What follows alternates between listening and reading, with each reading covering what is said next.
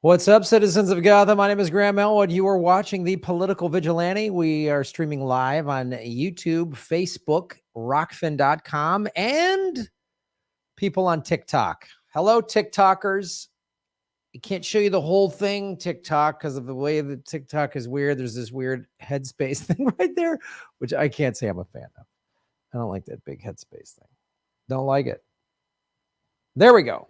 Boom. Big head on. But if you want to watch the whole thing, go to youtube.com/Graham Elwood. If you are watching this on the TikTok, you might follow me on TikTok because of my angry mandate character. this is how I actually talk. So hit the like button, subscribe, whatever platform you're watching at. We've still been demonetized by YouTube, so you can support our show at rockfin.com/Graham Elwood. It's a blockchain cryptocurrency platform. And of course, we have a Venmo at Graham-Elwood, a great way to support the show. We have a Patreon. You get bonus content. You get early access to a bunch of stuff. It's a great way to support what we're doing. If you're a Rockfin Premium, Rockfin is free to sign up. They also have a $10 a month premium membership, which gets you access to all the premium content on every content creator that's on Rockfin. And Monday nights, we do a premium members exclusive live stream Mondays at 8:00 Pacific time, where we talk about, let me get that Superman curl in there, where we talk about cryptocurrency and what's going on in the news. We're going to have on in a second here, Suzie Dawson. We're going to talk about our friend that passed away and how you can, Annalise Garcia, and how you can support that. We're also going to talk about there might be some congressional investigation into CIA trying to assassinate Julian Assange. Just no big deal. Just the American government that claims it's about freedom of speech trying to kill the journalist. That's all. Nothing big. Not a huge thing. America's just doing what America does, spreading freedom around the world. Freedom for billionaires and corporations and sex traffickers, but not for you and I. So like, share, subscribe, share this out on your social media. That always helps support our show. And Kate, our moderator, is the moderator in the chat on YouTube and Rockfin. And we're going to talk to Suzie for a little bit. And then after I'm done talking to Suzie, I will answer if you ask me any of the paid questions on Venmo or rockfin.com. You can tip the live chat and I will answer those questions. So let us bring on my very good friend, whistleblowing journalist, also the creator of Panquake, which we're going to talk about as well. Get some updates on what's going on with Panquake. Let us welcome to the show, Suzie Dawson. Hi, Graham. Thanks so much for having me. Great to see you. Yeah, nice to see you too. I know it's, you called me last week. We'll get to Panquake and Assange, and but we want to talk about Annalise Garcia, who sadly was killed in a hit and run last Thursday in California, and which has just been heartbreaking for all of us that knew her in the indie media world. She was a pretty special person. And she had been working for Panquake,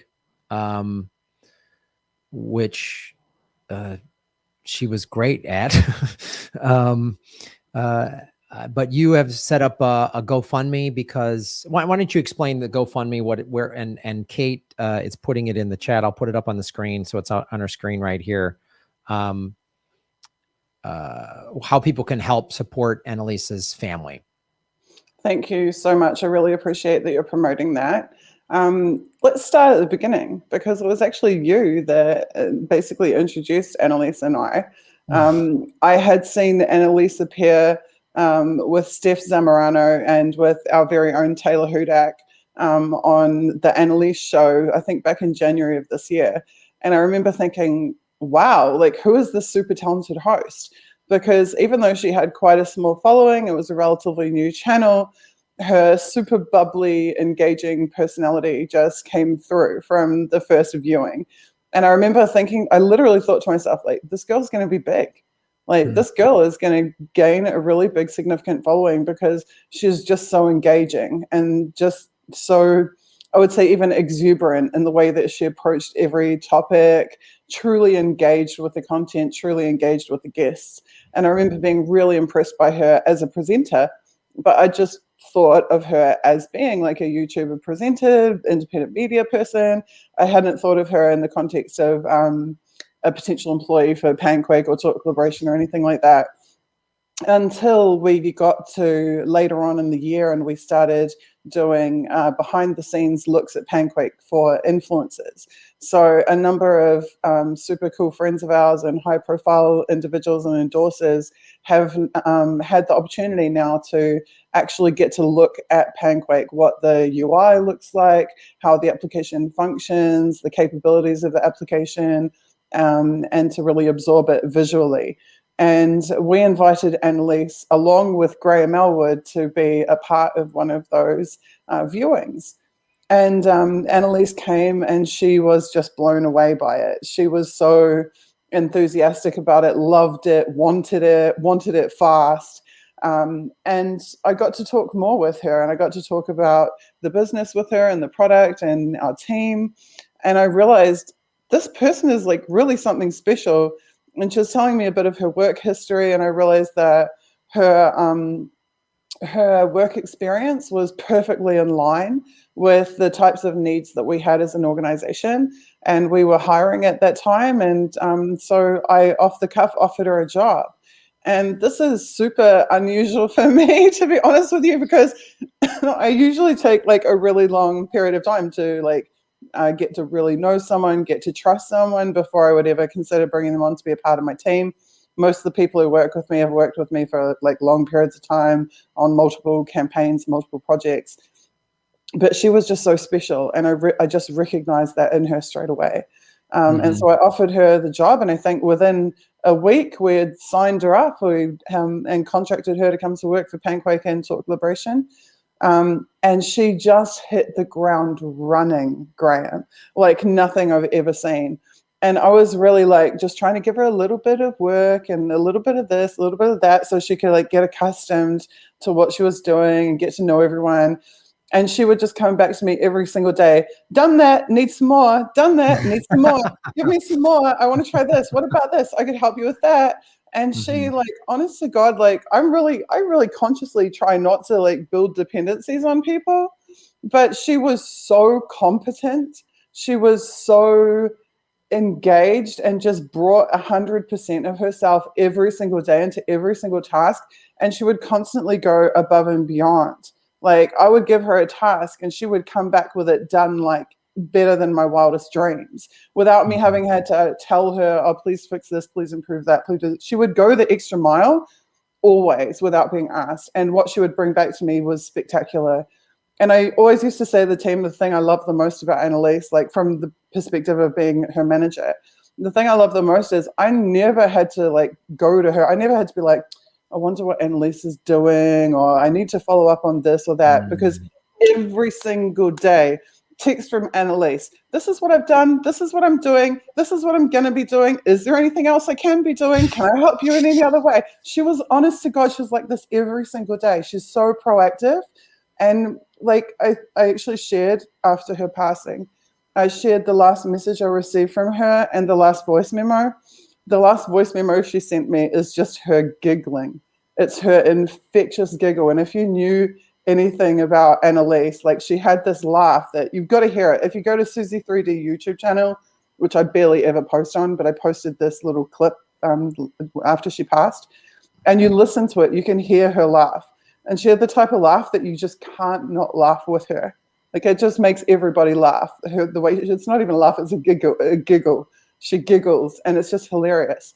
So that was the last voice memo I got, was just of her laughing. And I think that was like, would have been not at all long, maybe hours before she died. And the last text message I got from her, the last instant message, was literally like, hey, I know you're really snowed under, working really hard at the moment, so please tell me, is there anything else I can do for you? I'm here and I want to help you in any way possible. And that was the last message I got from her. And that is so typical Annalise. Like, Annalise always somehow had more to give. And it's so rare to find a person like that. And it's so special to find a person like that and to have had that person in your life. Like, I feel so grateful that I got to know her and that she was part of my team. But then you start to learn about her daily life, her personal life, and her family life.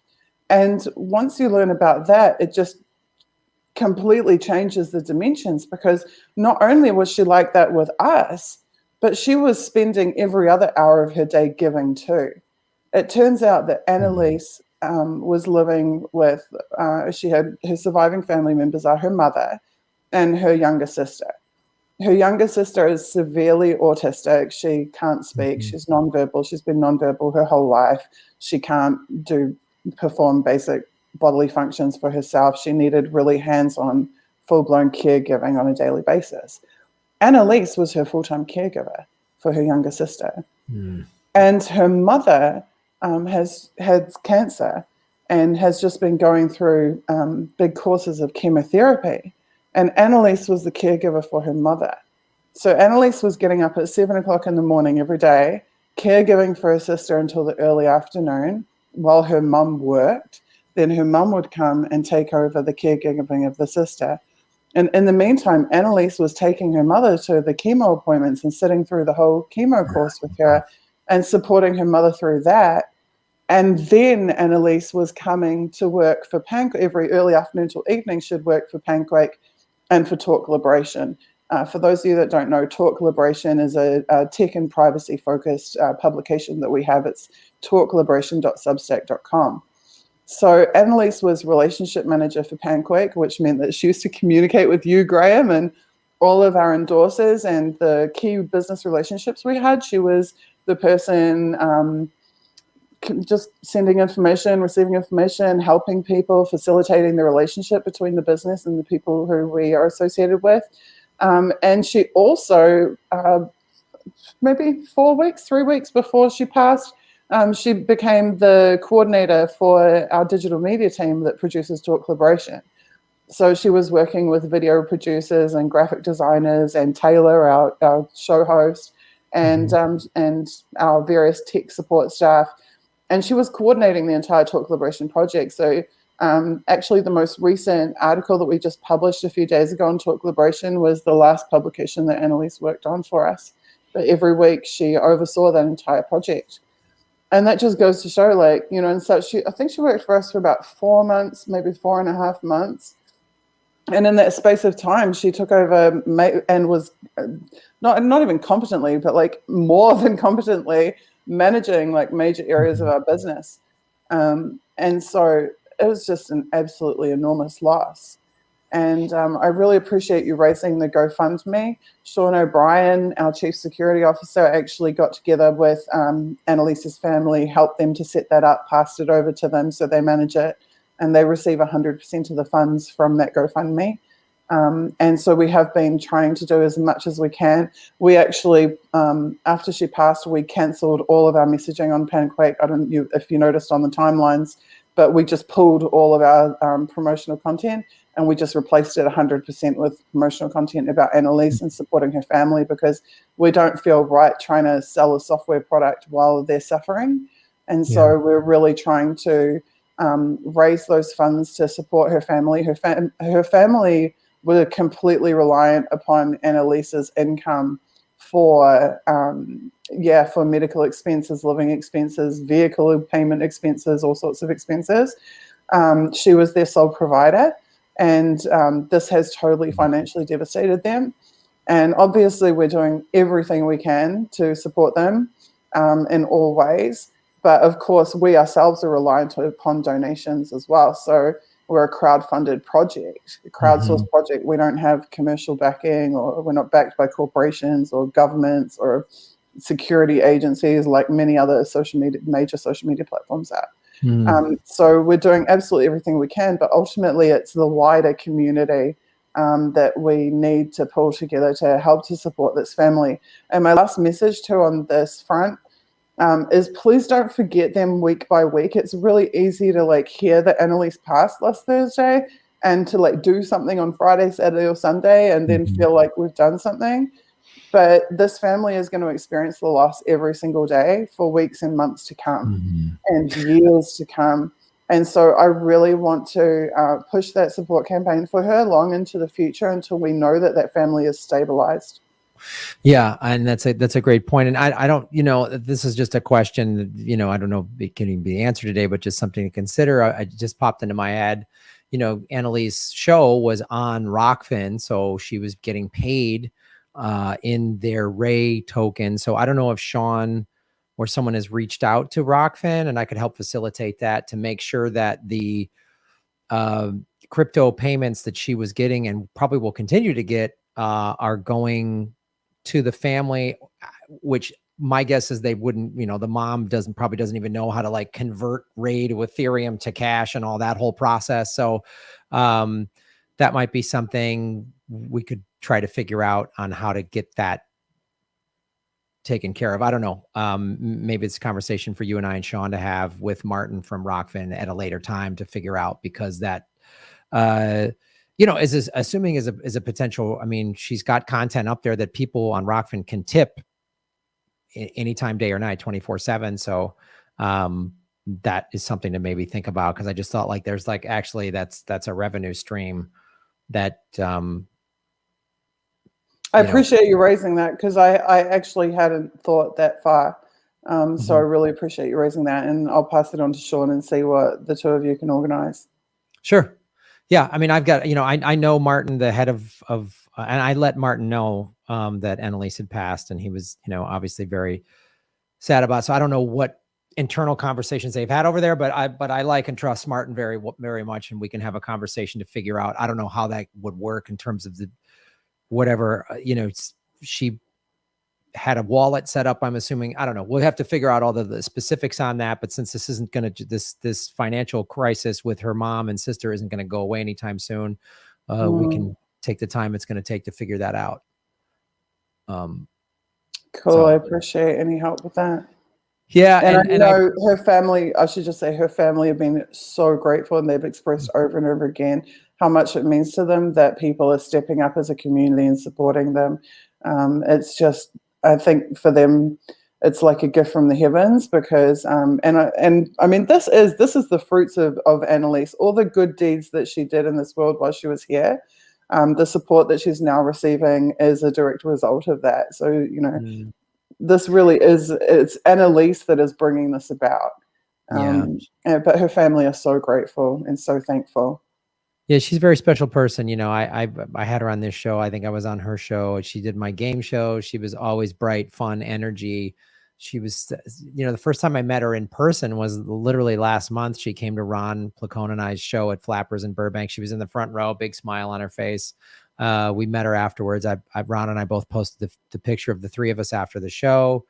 And my last text with her was coordinating this interview. I know, when I wanted to check the date and time, I went into my messages with Annalise, because every single time she did a booking for me, every week I would get this updated text message from her that says Suzie's upcoming events, date, time, platform, link, and then she would have all the different time zones listed, like time zone for the interviewer, time zone for the guest, time zone for, like, she's so freaking organized, it's unreal. But when she came to see you and Ron and she met you guys, she was so excited. She actually sent me that photo, like right when you had taken it. She sent it to me straight away. And she's like, I met them. I saw them. Look, you've got a photo with them. Like, she was so happy. Actually, that's the other thing I'd like to tell you. It's the greatest thing, actually. I was talking to her best friend of 12 years who is helping to support her family right now. And I said to her, Annalise was so happy. Like, in the lead up to her passing, like she told me, she's like, I love my job. I love what I'm doing. I'm happy. And I said that to her best friend, and her best friend said, yes, this is the happiest that I'd seen her in years. She was very happy. She loved her life, loved what she was doing, loved the people she was working with. So that for me too is really gratifying to know that right up until her final moment, she really was very, very happy with her life. Yeah. And we're all we're all better for knowing her in one way or another than having her, having her in our lives. We're all lucky we got to know her. It was really remarkable. Last weekend we had a full team meeting like we do every weekend, where all our staff are together and we talk through what we've done that week and what we're going to do next week.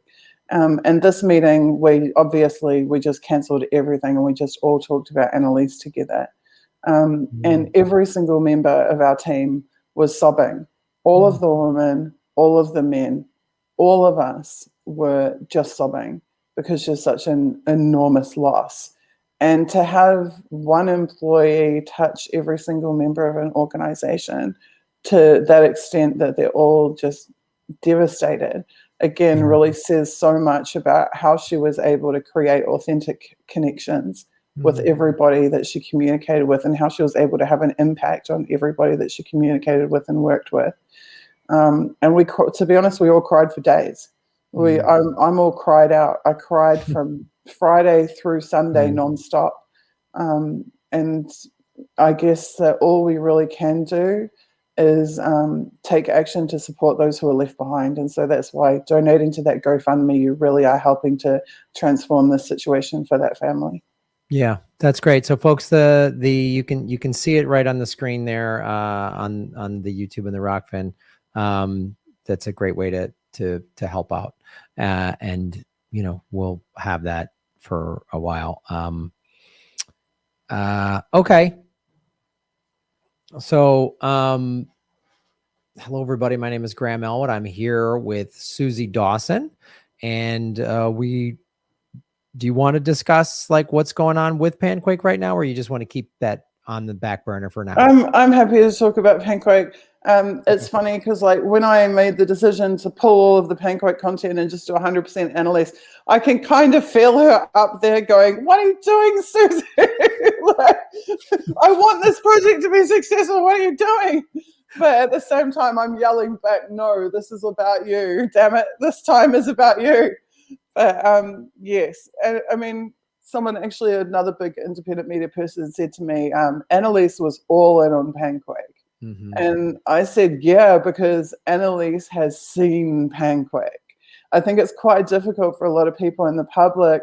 They support us, they love the idea of Panquake, but they haven't yet got to see it. And there's very obvious reasons why we haven't been able to just release it yet. But well, it should be noted. It should be noted here that she's seen how good Panquake is and what it's going to do, but she's also experienced firsthand. She was literally deplatformed by YouTube. She contacted me, and they shut her show down.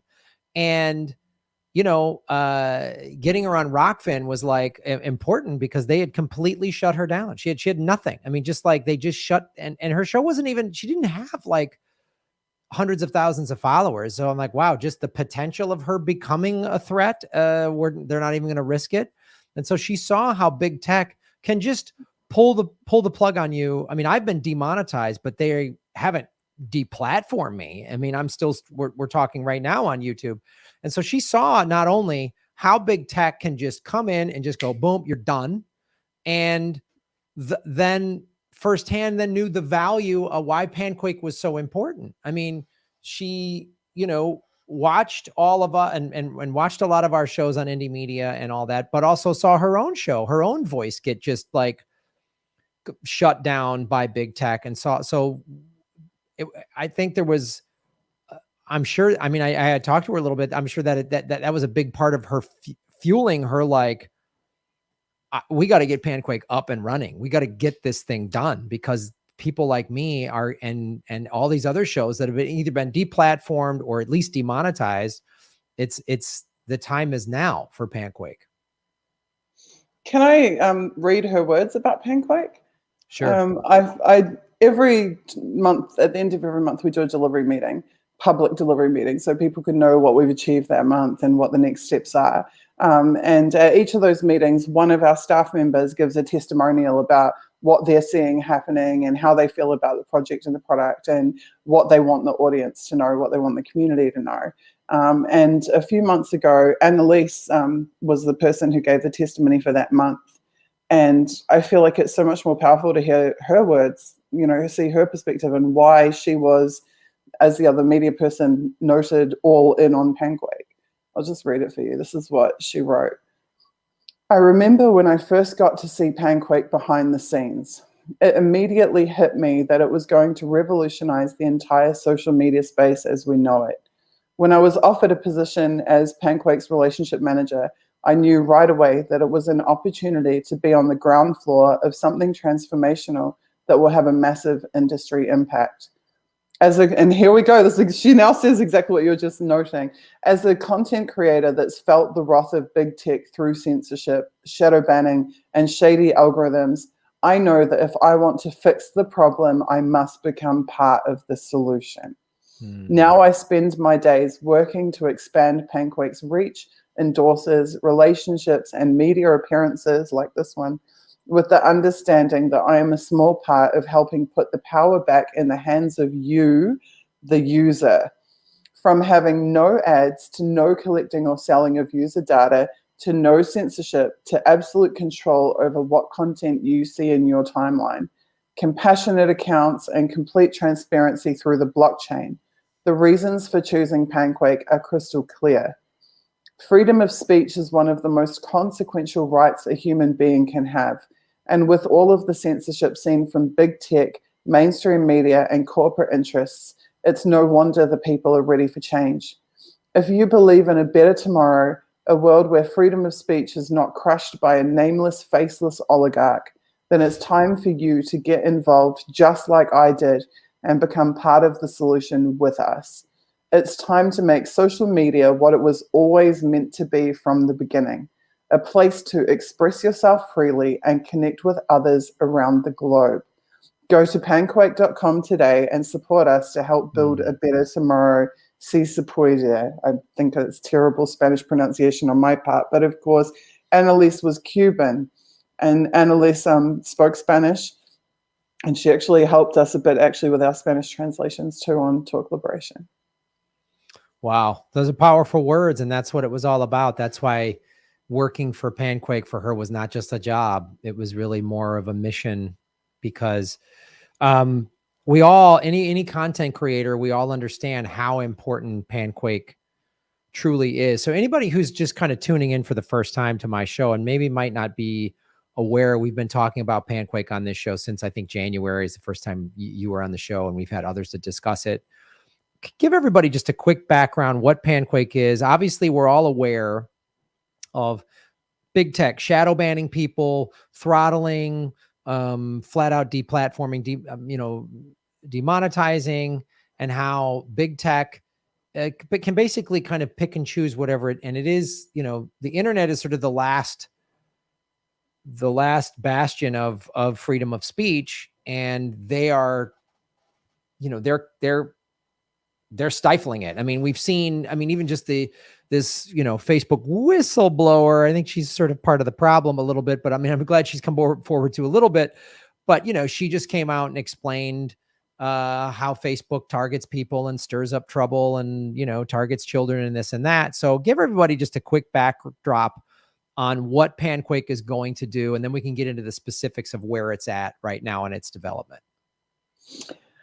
Panquake is your lifeboat away from big tech censorship, exactly like you said. Panquake allows you and only you to decide what appears on your timeline, so you get to repossess control of your eyeballs, basically.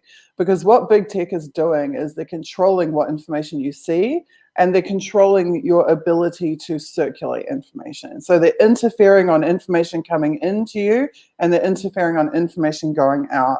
And Panquake removes that barrier from both transactions in inwards and outwards communications. We don't decide what people see, people decide what they see. And we, instead of creating tools to suppress their ability to gain reach and circulate information, we have developed a whole set of custom tools which dramatically enhance social reach and which create a completely flat level playing field. So if CNN decides to get a Panquake account, CNN will have precisely the same ability to circulate information or to reach people with their information as you, Joe Blogs down the street, will have. So it is a level playing field. Everybody has the same capabilities to circulate information and gets to have freedom of choice over what information they want to consume, what they want to see, and everything appears in time linear order. So it's not in any way manipulated. We have no content manipulation algorithms at all. Everything is managed and supported by humans. And our blockchain means that any moderation that we need to engage in, for example, removing child porn or something like that, our entire community can see what was removed, why it was removed, when it was removed, where it was removed from, and by who. And that's just revolutionary because, as we all know, Facebook, Twitter, and everyone else are censoring all day, every day, and doing so in a really opaque way where you never really know who, where, when, or why they were doing it. So we solve all those problems. And that's a good point for, I want to make this very clear to the audience. So you're using blockchain technology. You are on servers that are not on Amazon. So no one can come in and shut this down, meaning Hosted in we are hosted in Iceland. Our infrastructure is in Iceland. Yep. And Iceland, you know, I'm a fan of Iceland since they jailed the bankers after the 2008 housing crisis on something America hasn't done, which won't come back to bite us in the ass at all. But you put that out there. And I just want people who might not be as familiar with what blockchain technology is. It's in essence an open ledger that everybody gets to see. It would be like having a physical ledger that like 100 people had. And if you made a change in it, all 100 people would have to look and verify Can see it. Your it's just like a notebook. Exactly. Yeah. I think ledger confuses people a bit, even because they think of it like as an accounting thing. Oh, right. And it's true that blockchain is often financialized. Panquake is actually a non-financialized blockchain. So we're not recording monetary transactions. We're recording text content transactions. So you send a message on Panquake, and that message, the actual text, is what's going onto the blockchain for everybody to see. So if we come along and go, hey, there's some problem with that, someone's asking if it's our own blockchain. It is our own custom blockchain from the ground up. Everything about our application is a custom build designed, developed by us. Yes. We're not just plugging in other public stuff. We're not building on Ethereum or building on some other network. Everything is custom from the ground up. Yeah, you're right. Notebook is a better term. And so everybody can see. So if Panquake, like this person got removed for putting offensive content, and the guidelines will be very clear. You can't obviously put child pornography or threaten to kill somebody or what these very obvious, like that are laws on the books. If somebody violates that law, you'll see Panquake removed this user for this reason and this content. So it's not just some arbitrary, like, you just get some like community guidelines and what does that mean? And it's just some robot algorithm that just like pulled you off. You have no idea why. Exactly. And Panquake is going to remove all that so we can all see this happened. You said this was done for these reasons and it was done at this time, and the whole blockchain can verify it. It's not just done behind closed doors, which is huge. It changes things. And you and I, you know, as you've shown me this along the way, I've been like, oh my God, just as a live performer who needs social media to promote tour dates, right? I need to say, hey, I'm coming to this town. I'm coming to your Atlanta. I'm coming to Cleveland. I'm coming to wherever to do a show. Well, like you look at Facebook, I built up and spent a fair amount of money, 10 years ago to build up my Facebook fan page, right? So that any promotion I put goes to all of those people that I paid. And I didn't use bots. I paid Facebook's like, collection of followers. Yeah.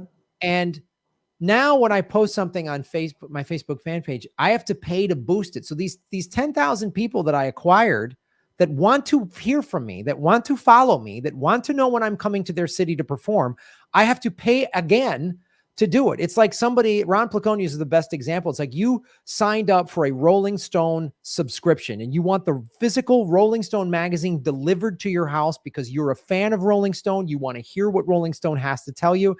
And then Rolling Stone decides, I don't know that all these subscribers want to see it. It's preposterous. I mean, it happens on my YouTube. All 77,000 of my subscribers are not notified that we are live right now. They want to be. That's why they click the goddamn subscribe button, but they're not. And it hurts my ability as a performer to promote to people that want to fucking follow me. I'm not like yelling it out on the street to nobody. It's not like I'm handing out flyers at the mall and people are like, oh, who's this jackass? They want to follow me. And Panquake makes that so everyone that chose to follow me will automatically hear what I'm when I'm doing a show, when I'm doing a live stream, when I drop any piece of content online. And that is like, that's huge, because social media as a performer is one of the greatest tools because I came up as a comedian before social media, before the internet, when you were dependent upon, somebody like Johnny Carson or just a TV channel to hire you and put you on television. And that's how you got your audience. Well, now as a comedian, any live performer,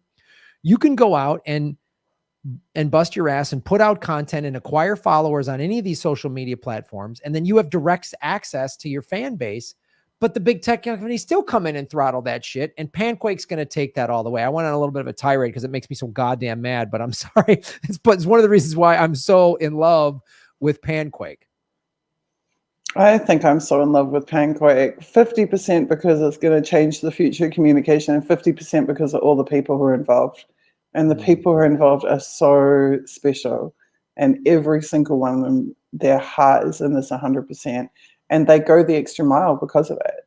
Like, all of us work ridiculously insane hours, and we take, a very small amount of resources and we achieve like amazing amounts of productivity with it.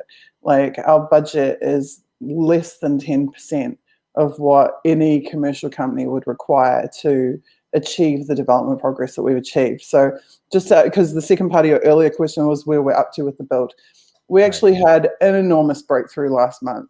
Last month was, for the first time ever, we actually successfully sent encrypted messages between nodes, which is users, on our test network. We were able to validate the sending and receipt of them. We were able to validate that it's coming from the correct nodes, and that is after those nodes having been authenticated by our authentication server as being Panquake account holders.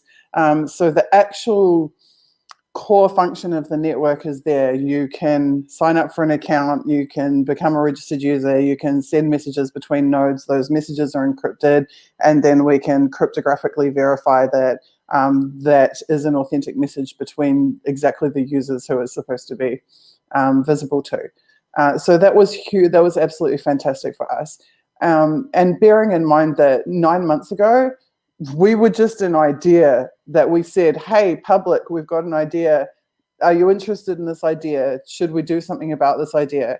And the big resounding answer from everyone was, yes, yes, yes, please do it. And we thought it would take us 8 weeks to raise our initial 50K that we needed just to set up business infrastructure. And we raised it in 3 weeks. And that showed us like how much people wanted this. And so then we moved into phase 2 and we started fundraising for the actual coding of the application to hire developers on. We were scheduled to start coding on June 5th, and we did start on June 5th. And so starting literally from June 5th, and then by end of September, we have got so far as we're actually exchanging encrypted messages on the network between authenticated accounts. This is like enormous development progress for a 4-month window of time, which is nothing in development terms. Like, in development terms, it could easily take 2 years to get to this point. So we have been like grease lightning all year. And it's because of the combination of the dedication of the people who work for us and how committed they are to achieving this, and the incredible support from the public. And so we will have to, in the coming months, aggressively fundraise, complete the rest of our phase 2 funding. Then we move into phase 3, which is our final funding round. And that's what will fund our ability to buy all of our big server infrastructure that we need to install to be able to host millions of users. It will help us to hire on like technical support staff, customer support staff, people to support the rollout of the product and support the customers who use the product after that. And that's the final phase. So if you think of it as a 3-phase project, we're just about at the end of phase 2, and then we'll be heading into phase 3, and then that will be the final journey to actually getting this out to where people can use it. So absolutely, first of all, I want people to donate to Annalise's family.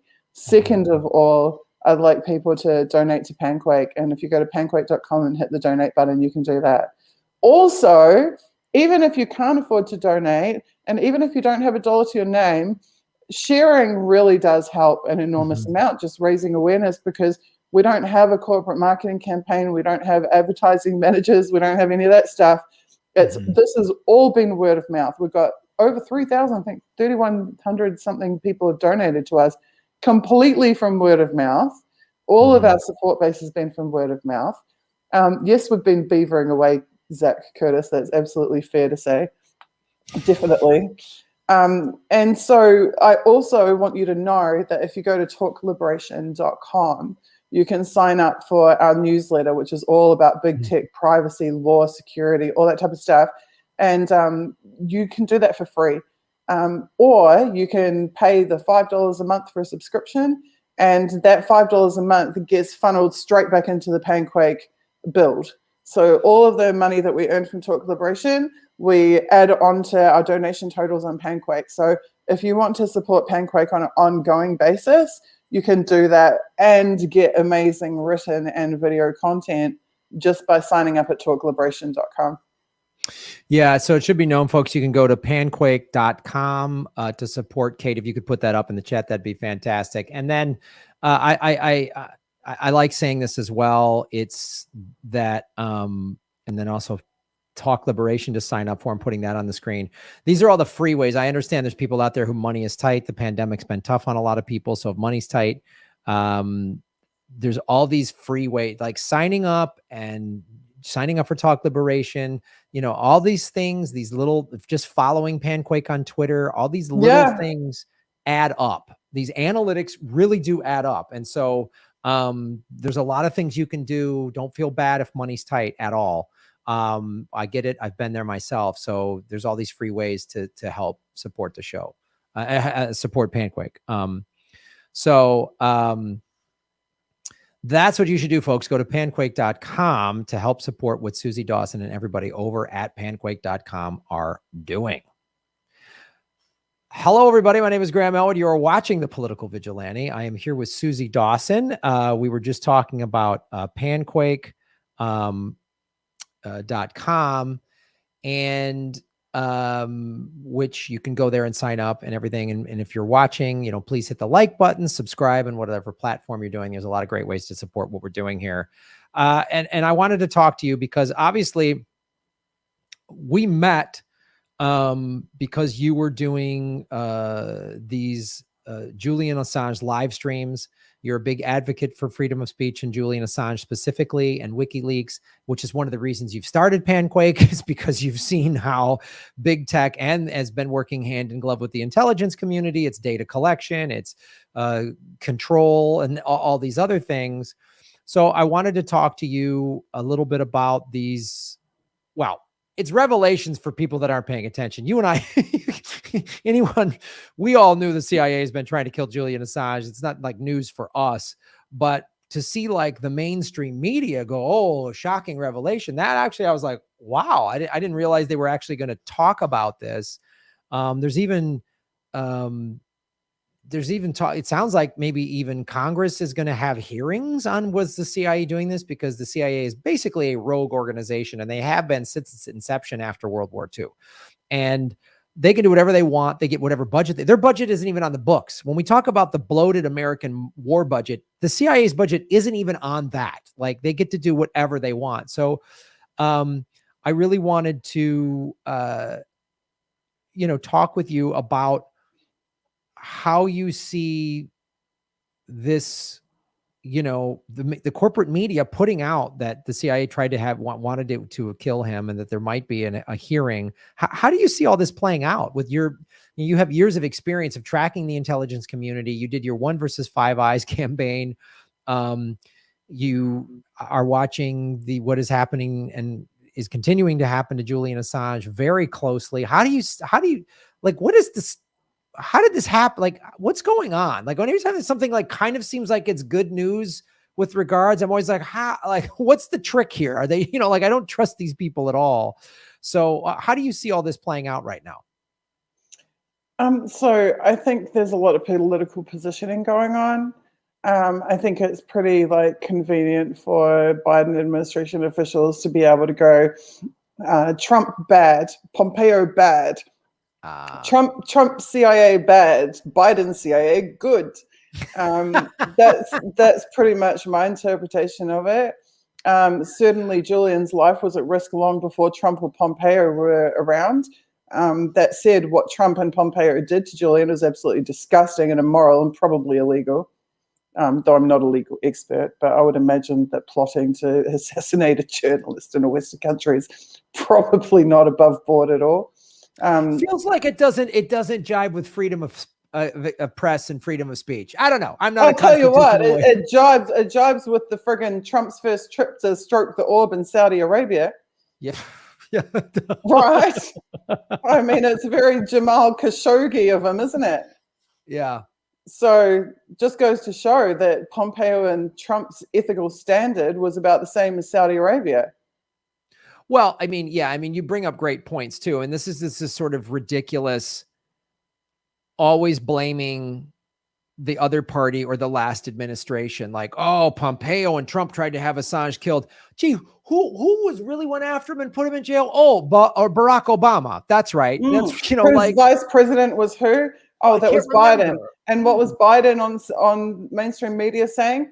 Assange is a high-tech terrorist. Biden was framing Julian as a terrorist when Julian was a journalist and a publisher years before Pompeo and Trump showed up. So I don't give Trump and Pompeo a pass because I think what they did is absolutely disgusting. And I think they should be raked over the coals for it. But it's definitely a bipartisan political persecution that has spanned multiple administrations. And Biden's administration can't gain any moral high ground until they drop the charges and let Julian go home to his family. Yeah. So, yeah, I mean, it is such a great point. It's the thing that is so maddening is, and the media goes right. The media is part of this, charade.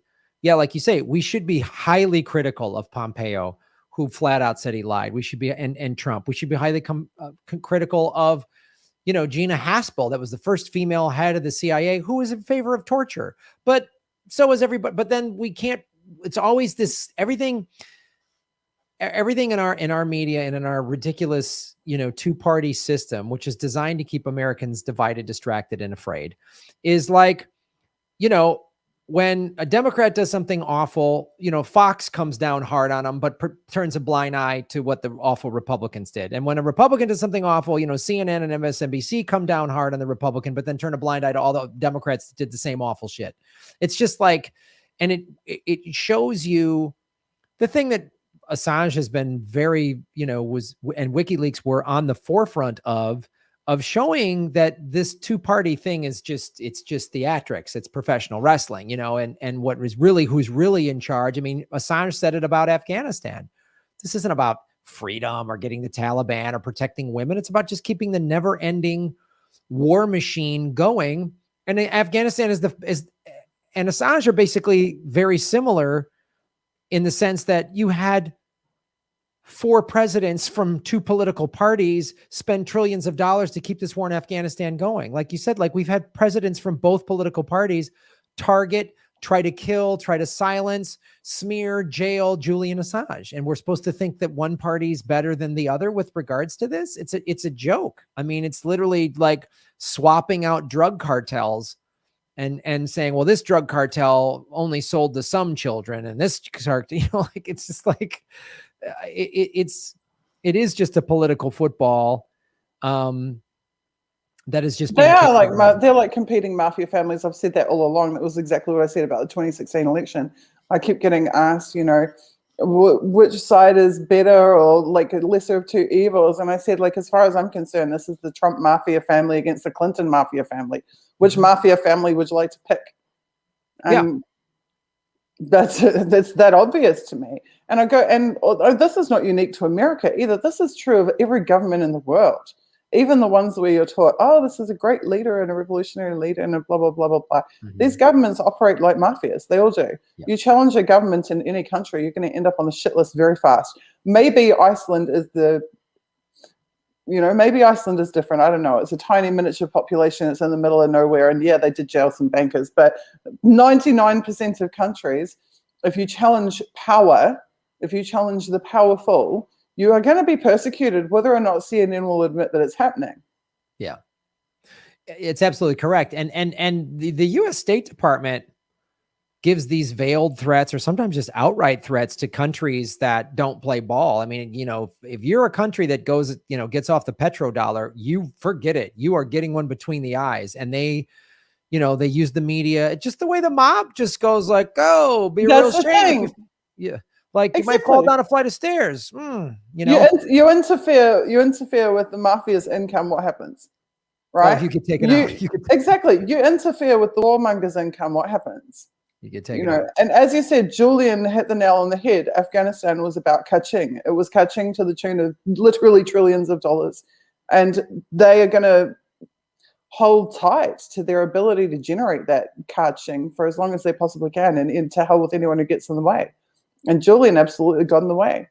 Julian changed the outcome of situations that massive amounts of money and political engineering had been poured into creating. WikiLeaks had a material impact on the ending of the Iraq War. That is freaking enormous. When was the last time a media organization had a material impact on ending a war? Yeah, Didn't happen. I know it's impressive to see all of the stuff that has happened. But I guess since this obviously is just a political football to say, oh, you know, and always with that, it's always like anytime something comes out about the CIA, it's always talked about like it was in the past, like, that was when that was bad back then. But now, like you say, like the Biden CIA is good. It's got rainbow flags and inclusion, and it's great the way it stages coups and is completely has no civilian oversight at all, which our government was supposedly set up to have a government buy-in for the people. So if the government got out of control, the people could go, wait a minute, but we don't have that. We have a kleptocracy run by oligarchs. So since this clearly is just another, you know, Trump bad, Biden good maneuver, how do you see this playing out with Julian Assange? In terms of his court hearings next week? Yeah. On, I think it's the 28th and 29th of next week in London. I feel like they're hedging their bets. So if this goes against them, they can be like, oh, well, we'll investigate the bad people at CIA under Trump who like have created the situation. And if it goes for them, I think they'll just let it all die down and actually extradite Julian. It's not what I want to believe, but it is what I believe, that they are absolutely committed to trying to get him onto American soil. I truly believe that. I believe that the unelected leadership, who Snowden and many others have pointed out don't have 4-year or 8-year terms, but have 40 or 50-year terms at the intelligence agencies, have been gunning for Julian since at least 2009, arguably a little bit earlier than that. Certainly all of the Obama presidency was them going after Julian as hard as they could, and in multiple jurisdictions and multiple agencies. They had FBI on him, CIA on him, DOD on him. They had international agencies on him. They've got international governments on him. I mean, simultaneously at one point, Julian was being persecuted by the US, persecuted by the UK, persecuted by Sweden, persecuted by Ecuador, and left to hang out to dry by Australia. 5 freaking countries actively involved in trying to destroy him, his organization, and his life. That's why this situation persists. That's why you see administration after administration after administration continuing to hound him to his death. And it's absolutely disgusting. And it's a direct attack on the public's right to know. It's a direct attack on the public supposedly having the right to know what their governments are up to, and having the right to know what these intelligence agencies are up to. And it's the persecution of Assange is indicative of, and whatever they are able to get away with is indicative of the wider global situation in the relationship between citizens and governments. And that's why we have to win the fight, or that's why we have to push back hard enough to win this fight, because look at the world since Julian was arrested and silenced. Mm-hmm. Look at the world we had when Julian was free to publish. Look how governments feared him. Look how governments were consumed by what he's going to do next, by what WikiLeaks is going to do next. Their focus, they were put in a defensive position because they never knew which of their dirty secrets was coming out next. Mm-hmm. Since Julian's been put away, these people have been running rampant. They've been having a field day. And the situation in terms of civil and human rights for as whole societies has degraded dramatically, and will continue to do so. So the fight to support Julian and to free Julian is really a fight to secure a future for all of us. Great. That's very true. Very true. So it's and he's an amazing guy, and he's a cool friend, and he did a massive amount to support particularly independent media, young journalists coming up. And I'm telling you that because most people don't ever get to hear that. And I know it's true from my own personal experience. So I'd just like to add that too, because a lot of time and effort and MSM narratives and money went into churning out smears about Julian for 10 straight years so that people wouldn't know who he really is and they wouldn't understand his real character. But I know his real character. He is a good, fundamentally good, giving, self-sacrificing person. And we should respect him for that. Well, thank you so much, Suzie, for sharing that with us. I know it's probably getting late where you're at, or early. I don't know. But any final thoughts? Yeah, I've got one thing. Okay. I'm actually going to read you a couple of sentences here that I have about it, but I can't give away too much. Okay. If you closely watch my Twitter timeline over the last month or so, I have hinted, I think on 2 occasions, that we have got a massive, extremely significant, groundbreaking and memorable investigative series coming out on Talk Liberation. It's being co-written by myself and my colleague Sean O'Brien. I can't tell you very much about it. I can tell you that it directly relates to WikiLeaks and Julian Assange, that it is based on primary source documents on which nobody else in the world has reported, and that it reveals things that have been long suspected, but for which there was no hard evidence until now, and that it will be hugely consequential and significant, particularly to everybody who supports Julian and WikiLeaks. You should know that it's coming. More information will be released soon. If you want to know when it comes out, you need to go to talkliberation.com to us, which will redirect you to our Substack, and sign up. You can sign up for free. You don't have to pay us money if you don't want to support, or if you can't support, that's fine.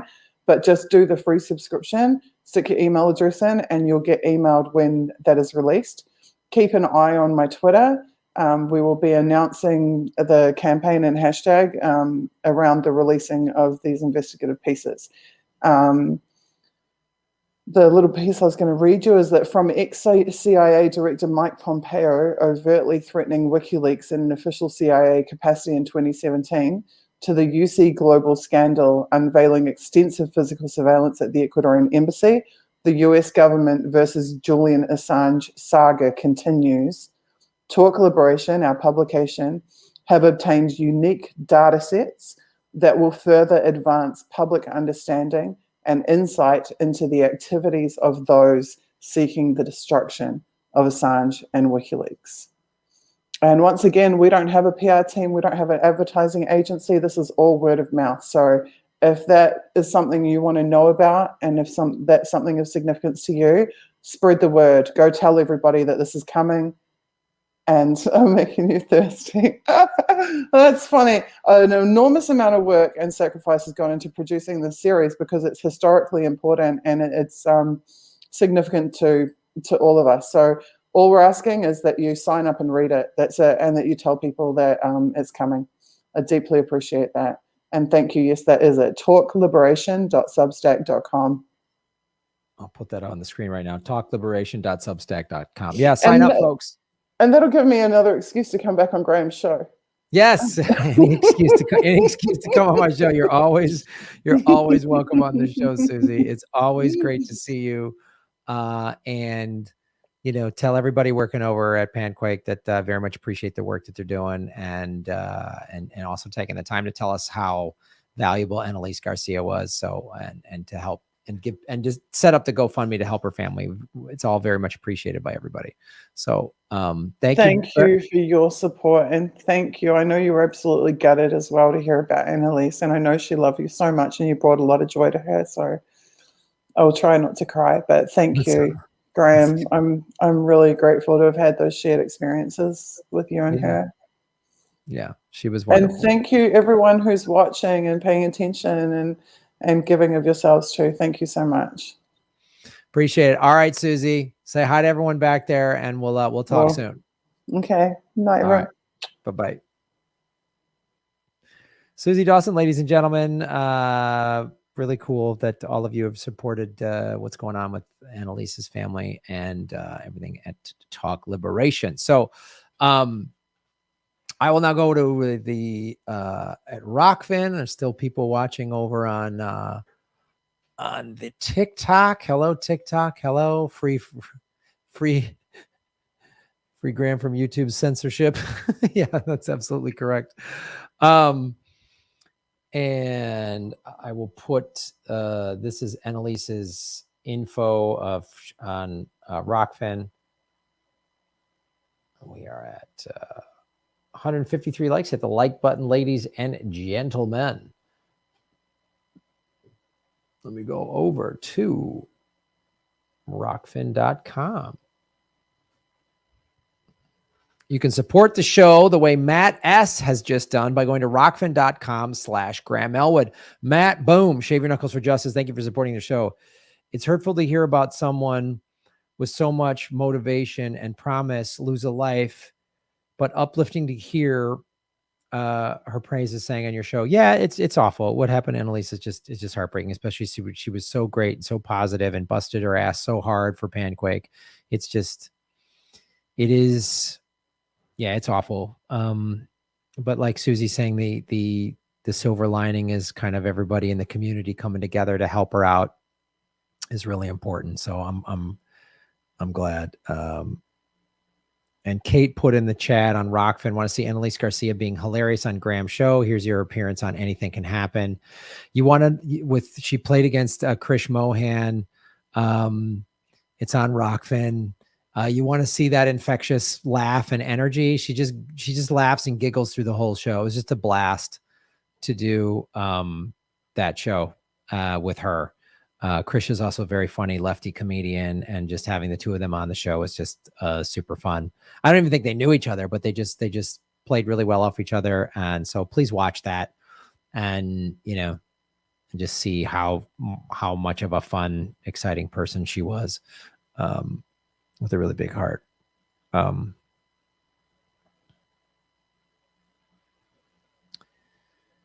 Yeah. Melissa H. Shave your knuckles for justice, Melissa. Thank you for supporting us at rockfin.com/Graham Elwood.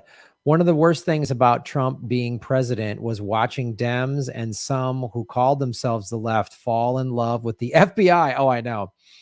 Thinking they would bring Trump down. Now those people buy whatever the FBI and the CIA feed us. It's amazing. People, I don't understand why so many Americans just don't have any historical reference point past like a couple of years ago.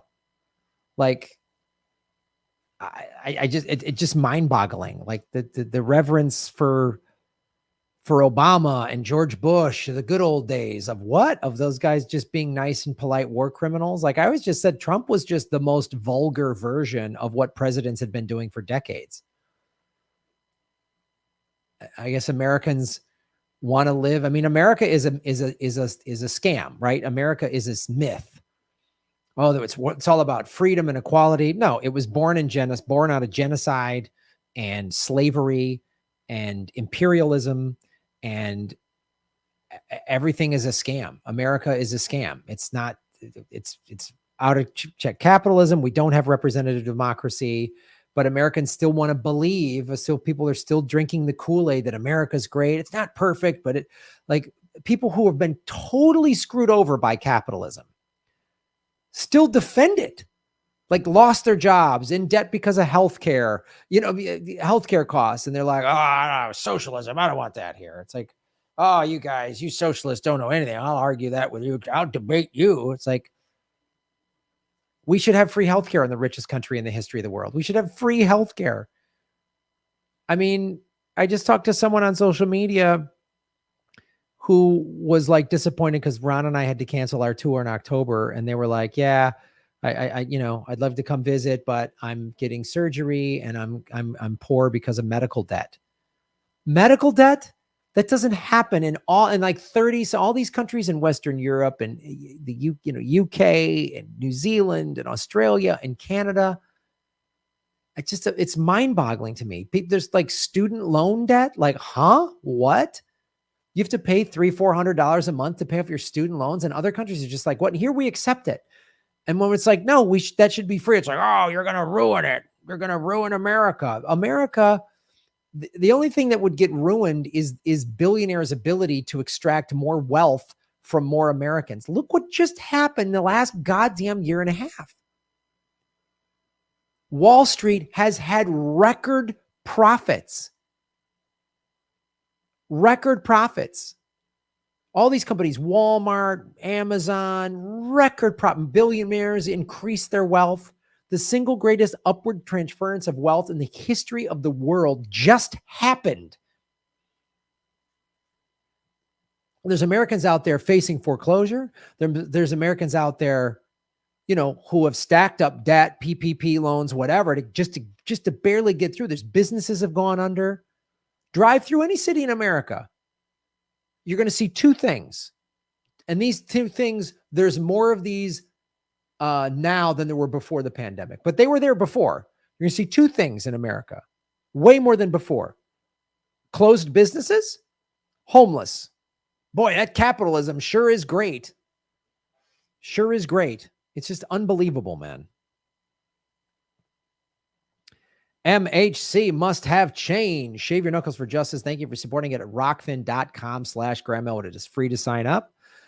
Graham, if you plan to do another Anything Can Happen game show, you might consider asking the person that runs the Second Thought channel on YouTube. Just an idea. Oh, cool. I don't know that channel, but thank you for sending that to us, MHC. I will look at that. Matt S. Ba-boom. Thank you for supporting the show, everybody. Who right now do you hold in high regard as a Democratic leader, USA or otherwise, and why? Jeez. Oof. You mean not Democratic Party, but just someone that likes democracy, like a democratic country?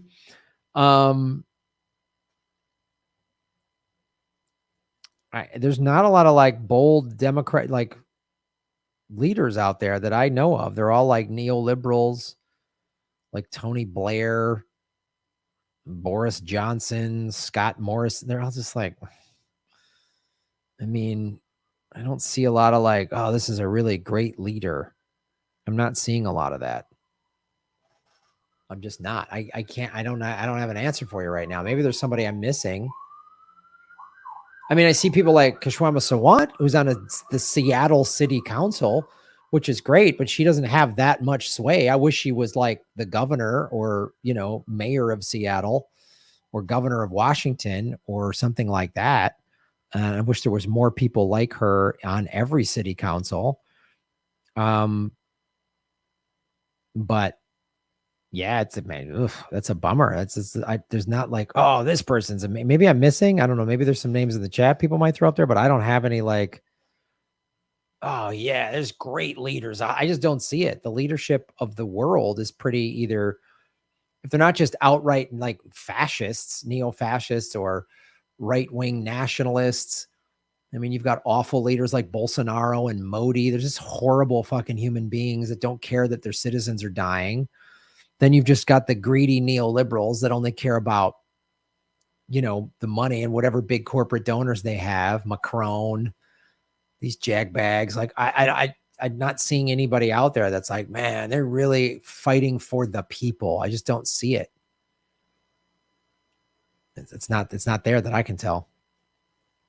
Annabelle Corley, what's up down under, Annabelle? Annalise shines so brightly. I felt it all the way in Australia. Yep. Yep. That's what she did, man. She just brought, that's why you just watch the game show. She's just hilarious and laughing and having a great time. She just brought great energy to it. She brought great energy to it. So.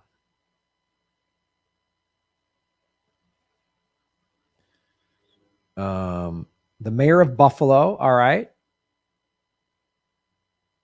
Okay. That's good to know. I didn't know. Oh, that's right. She's like a Democratic socialist, I think, right? Mayor of Buffalo. That's cool.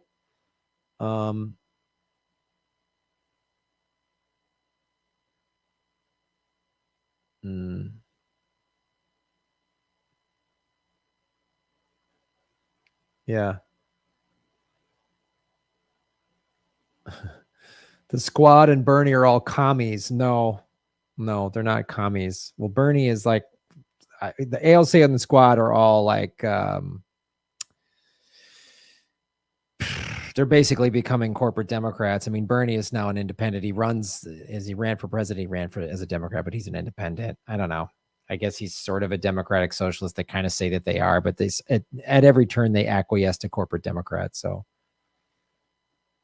Melbourne is out of lockdown today. Well, that's good.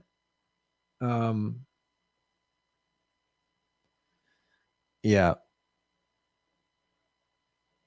Yeah, Crazy Joe, what you might be like a conservative that thinks we're all big fans of the Squad. You don't really understand this show. We're all like lefties. Like, we're disappointed in the Squad. They're corporate Democrats. Both parties are shitty. So if you're like, I'm gonna stick it to these liberals in the chat, you're in the wrong spot. You're in the wrong spot. Crazy Joe, apt handle. That's funny. Yeah, there's only one party and we're not invited. Yeah, we're in class warfare right now.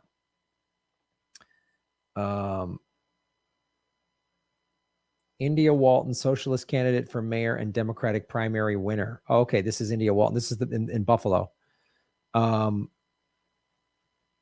Yeah. Put her info up there.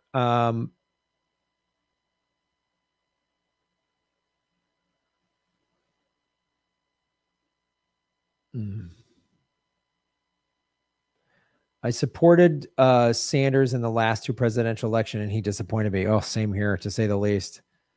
White wig warriors for whistleblowers. Support the strikes. Yeah, there's a lot of strikes happening. It's Striketober, man. Striketober. Matt S., shave your knuckles for justice. So if we cannot agree there is a viable person in charge of anything, then how we structure our society is flawed. I don't know what we can do beyond a merit-based society. Yeah, I mean, oh, Matt S. What do you mean flawed? We have a great democracy's great, buddy. Come on, where you been? No, sadly, you are painfully correct. Yeah, we have such a flawed system because we don't have a representative democracy anymore. The people in the Congress and the Senate in both of these corrupt parties are bought and paid for by big corporations. They do not represent the people. Joe Manchin doesn't represent the people. I mean, AOC doesn't even. They just talk. Mitch McConnell doesn't represent the people. Rand Paul, none of them represent the people. Trump didn't give a shit about the people. Joe Biden doesn't give a shit about like Obama's foreign policy was drawn up by Langley, Virginia. That's where the CIA is. I mean, none of these. Goldman Sachs has been in every presidential cabinet since Reagan. The American people, we have no say in this. I think what you're bringing up is something we've discussed before on this show, which is really like, I mean, I still think I still vote. I will always still vote, But the solutions are going to have to take place outside of electoral politics. I think what's happening with the strikes is how it's going to have to get done. I mean, we have empty shelves and everyone's like, capitalism is great. We have empty shelves. Now the Republicans are trying to say that's Joe Biden's shelves are empty. If you elect Republican fill in the blank in 2024, then there's going to be food on the shelves, which will not happen. It's just like these two parties don't care about you. So it's going to take strikes. I mean, we've talked about this a lot. It's going to take labor strikes, and we're seeing all of these labor strikes happening as well. They should. You got to shut stuff down. You got to shut the billionaires' ability to. Billionaires generate revenue by extracting your labor for their profit. Right? Like, when I was in Hawaii, I was at the Dole Plantation, which is now like shops and offices and stuff like that. But back in the day, it was the pineapple plantation, which was pretty brutal in Hawaii. It was a pretty, people were not paid great wages. And there was this picture in this interview of this woman, and they're hand packing the canned pineapple, right, in this machine. And she talked, as one of the women was interviewed, like, my arms would go numb from packing. I'd be so tired, but me and all the other women on the line all picked each other up and we worked hard and we got through it, which is like a wonderful testament to like people working together and, the sense of community, especially amongst, it was mainly locals that were working at the cannery, out in the pineapple fields and in the cannery and in the canneries. But it's also like, and that's put up there as like, wow. And that's that myth of capitalism telling you basically you should sacrifice your body and your health for the good of the company. And there's a photo of Jim Dole, the creator of it, this white guy, looking at all these women of color, all of these indigenous women, local Hawaiian and some Filipinos that emigrated here for the jobs, and some Japanese, and, all the, because Oahu the island of Oahu is like an Asian melting pot, right? Here's this white guy, all these women of color busting their asses, and he's overlooking it. You think that guy worked so hard that his arms went numb? He wanted to collapse because he was on his feet all day doing manual labor? No, he extracted. I was like, God, that is the lie of capitalism. You're a company man. You're revered. This guy worked for that company for 30 years, dropped dead on the assembly line. Like, what a way to go. What? Like, oh man. That's why they're so mystified now. Like 4 million people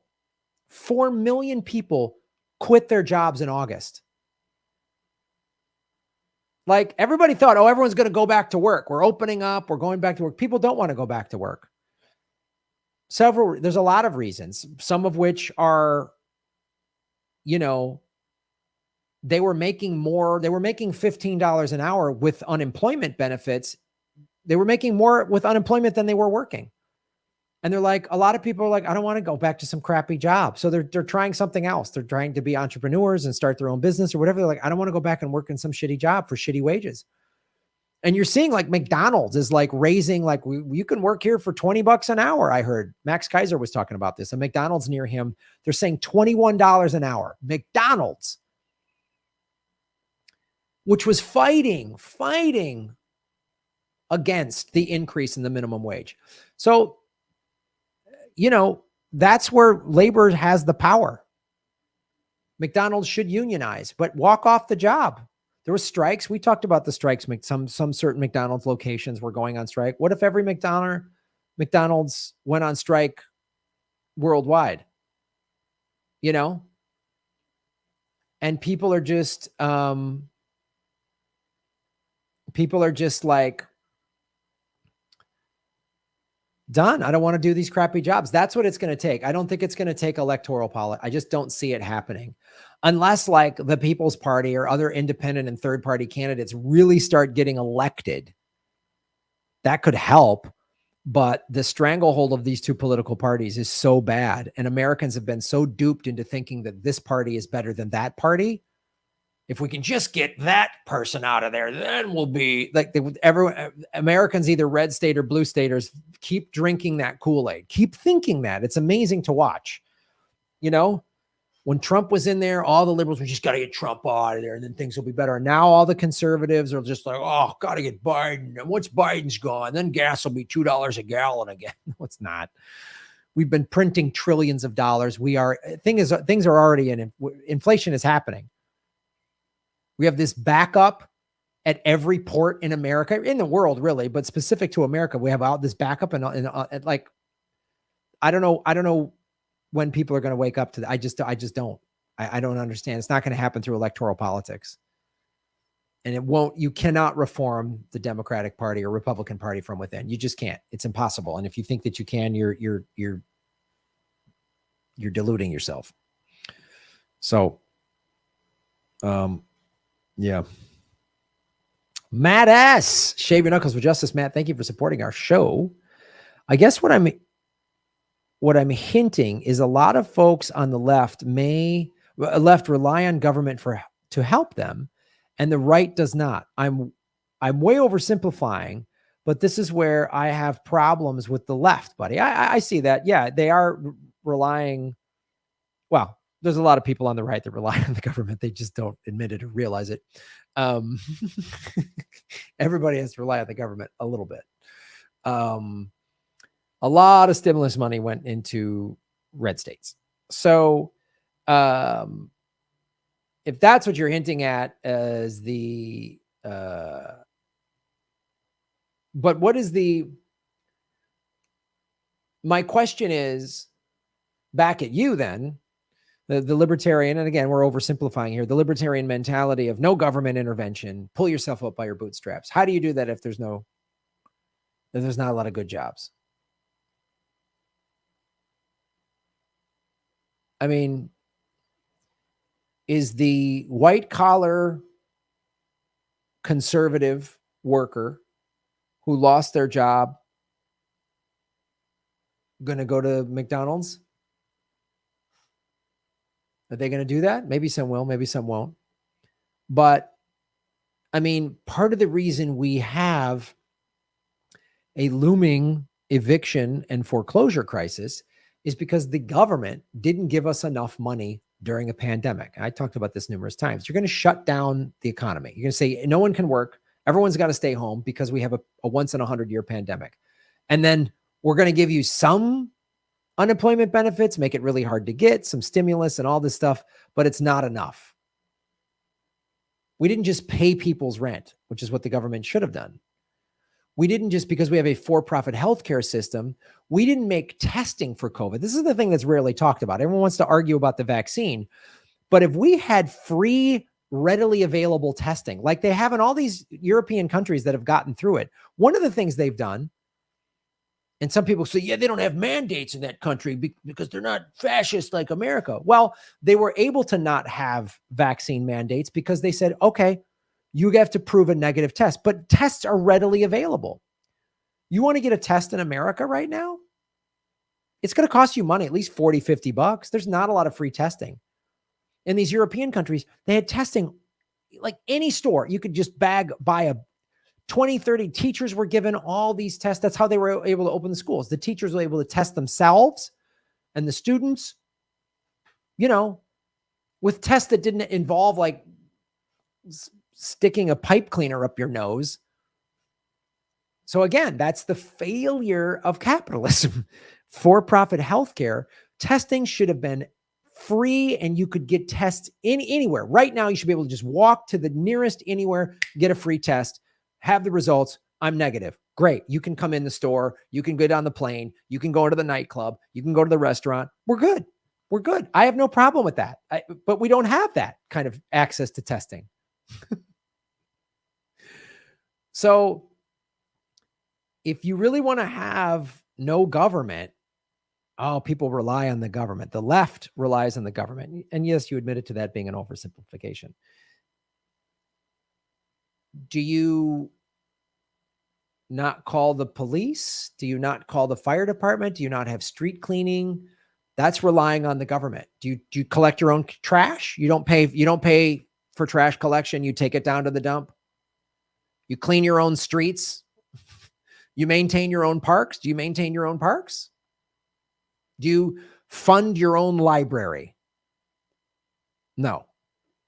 So we all rely on the government every day. Do you pave your own streets? Do you fix the red lights when they go out at the stop signs, at the stoplights? You fix those? Somebody knocks down a stop sign. Do you just come fix it yourself because you don't want to pay taxes and libertarians take care of themselves and pull themselves up with their bootstraps? I'm not trying to be a dick. You see what I'm saying? So it's a good discussion. I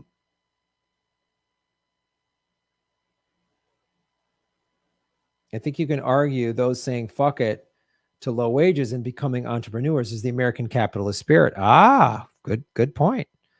But they're going to have to, and you can have entrepreneurism if we had free healthcare. We don't have free healthcare. We should have had free healthcare in the middle of a pandemic. We didn't. If you get COVID right now, and this is anybody who especially doesn't want to get vaccinated. Okay, cool. If you get COVID and are hospitalized, it is on average $75,000 during a pandemic.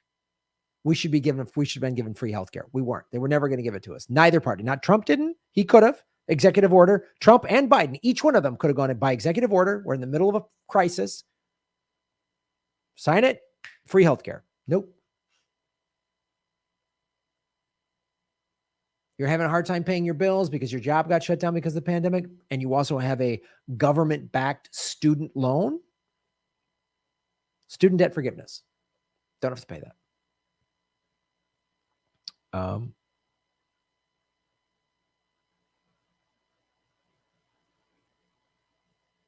Yeah. There are free tests in the US at clinics and some pharmacies, but it's not enough. Yeah, there should be a free test on every street corner, but there isn't. Matt S. Boom. Thank you for supporting us, my friend. This is a great discussion. I believe what's happening with strikes and refusing to accept low-paying jobs is good. It's an example of the free market working. My concern is the refusal to work is prompted by government-subsidized financial assists. Well, first of all, unemployment has run out, and people wanting assistance over minimum wage jobs is, again, that problem shouldn't be fixed at the stop giving federal assistance.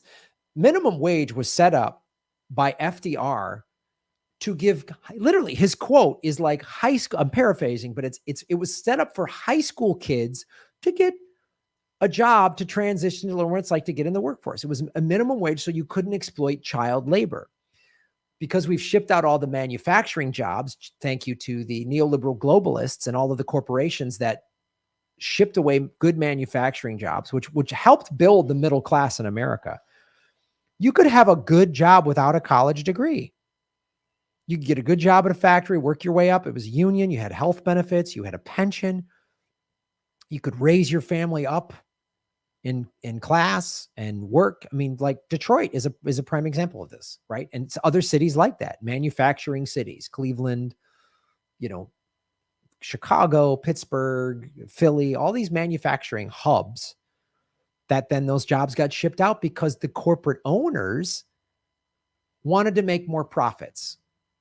Their greed decimated the American worker and the middle class. Right? So what it shows is the failure of capitalism,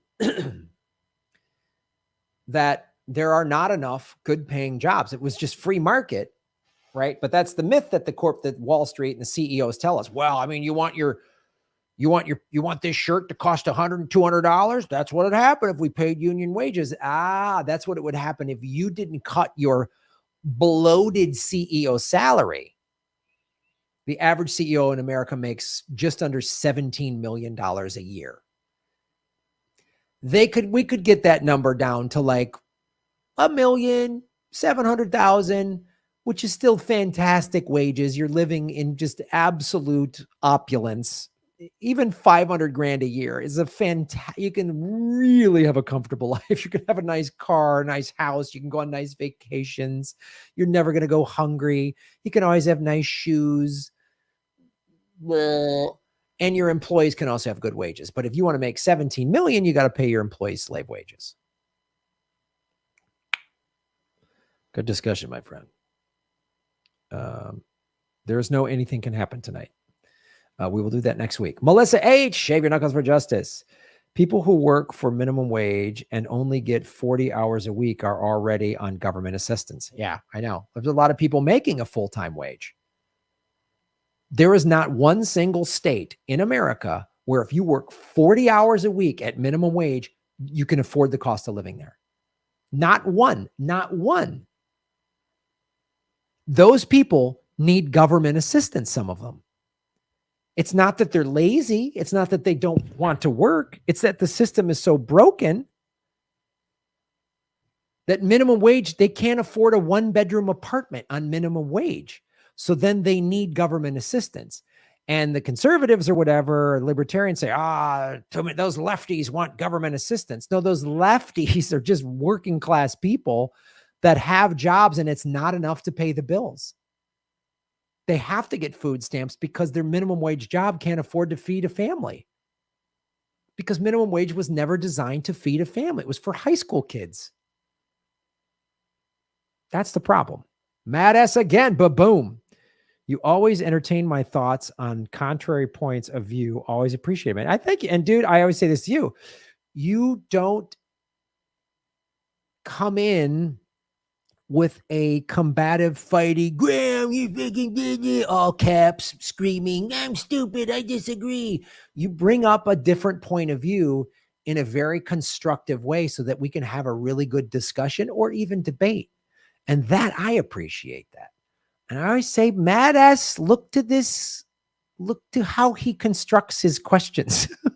Those of you go in the chat and say crazy bullshit, you get blocked. And, that's that. Goodbye. So I appreciate it, dude. I appreciate it because you helped me articulate my thoughts. And we all get to see the importance of workers owning the means of production. And socialism, and even democratic socialism, does not, people think that means, no free market economy. That's not the case. That was sold to us. The capitalists sold us that to equate socialism and democratic socialism with the Soviet Union. That's not what it is. But great discussion, my friend. All right, I got to run. Thank you for supporting what we were doing here, everybody. 180 likes. Let's get the likes up to 200.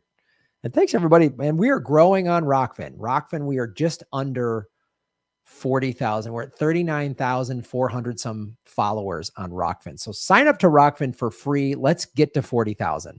It's free to sign up. And you can just tip videos $2 if you like this one, like that one, whatever. You don't want to commit to the $10 a month. It's cool. So just, it's a great way to support the show. And for those of you watching on the TikTok, go to GrahamElwood.com. You can sign up for everything that we're doing. I have a newsletter. Sign up for the newsletter. Those of you who aren't on TikTok, go to TikTok. I'm at Graham Elwood on TikTok.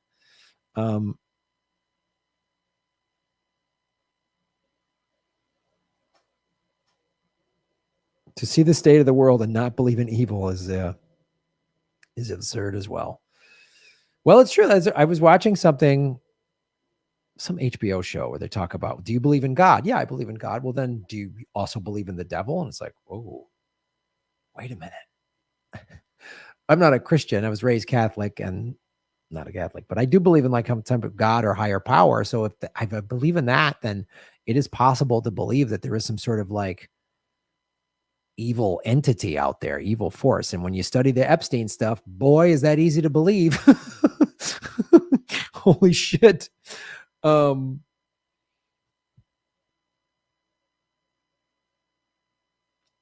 find it fascinating that the Vikings beat Columbus to the Americas by 470 years, but that murdering, torturing rapists still got recognition for discovered America first. Oh, I know. And I don't know the history of the Vikings. Did the Vikings do all the awful shit Columbus did, or did they just come here and go, oh, we're going to live with the natives and work together? That's why they didn't get credit, because they weren't brutal. I don't know. We see evil every day in Washington. Well, they're civil servants doing a good job to protect them, blah, blah, blah. No, they're not. Venetia David, thank you for supporting our show. We very much appreciate it. Venetia, thank you. You support our show a lot, and I appreciate it.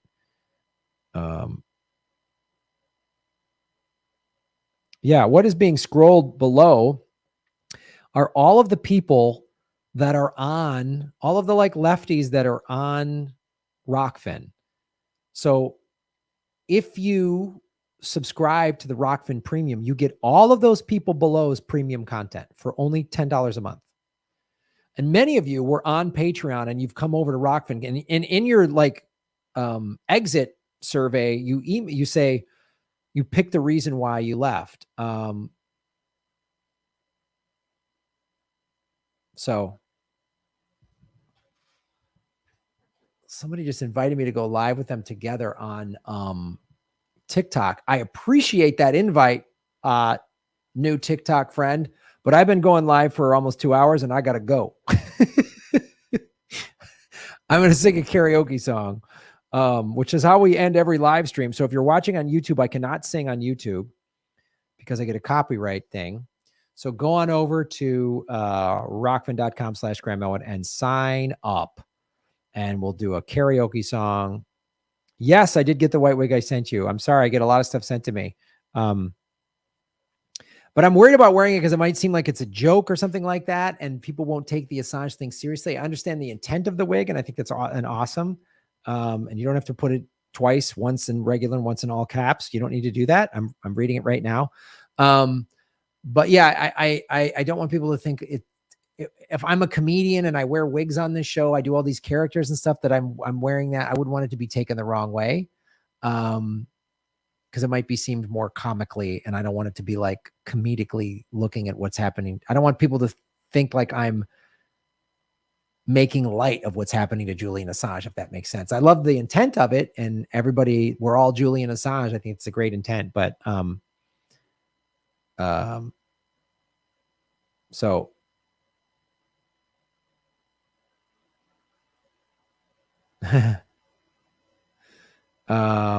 all right, let's do yeah. The last thing I would want is anyone to